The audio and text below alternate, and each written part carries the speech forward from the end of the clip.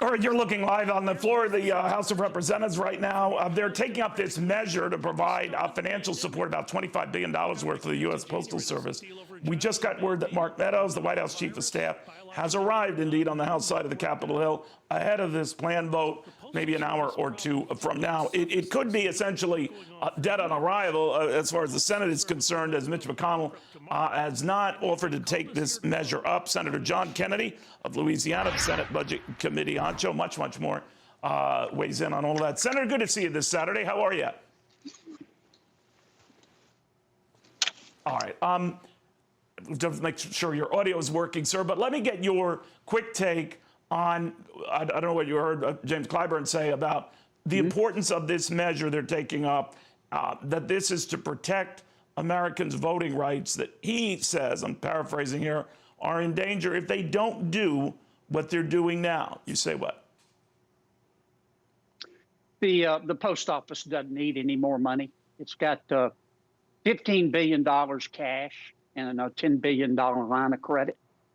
Post office is perfectly capable of handling the mail-in ballots if the secretaries of state will do their job, and I think they will. This whole thing was made up by some of my Democratic friends. And by this, I mean Trump trying to sabotage the post office to influence the election. It's just made up, and to try to hurt Trump and influence the election. And you know, it's just a game, and this is why Congress, in the minds of most Americans, polls right up there with skim milk.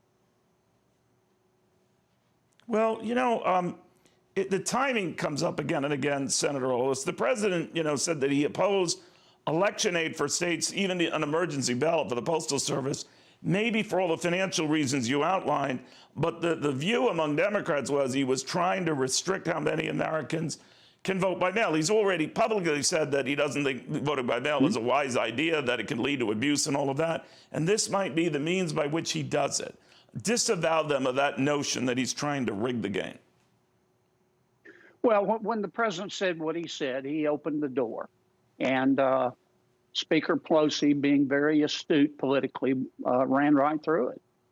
You know, facts don't cease to exist because you ignore them. And if you look at the amount of money the post office has, and if you look at the volume of mail that it handles every year, like 71 billion pieces of mail, and you look at just what happens just during Christmas and how the post office is able to do what it does, this is a manufactured crisis. Now, having said that, the Senate Republicans are working on a bill that'll be ready by the end of next week. That'll probably have a section dealing with the post office. I think we'll get between 40 and 53 Republican votes. I hope we put it on the floor of the Senate. I hope my Democratic friends will vote for it. It'll be a comprehensive coronavirus bill, not just about the post office. I don't think my Democratic friends are going to vote for it, and I don't think a fifth coronavirus bill is going to pass because the Democratic leadership, I think, believes that the chaos that our country is experiencing now is in their political benefit. And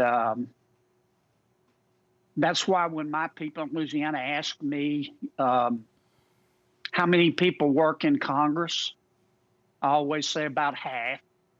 And the rest of the time they spend trying to finagle the next election. Talk a lot. All right, Senator, thank you very much. We'll have more after this.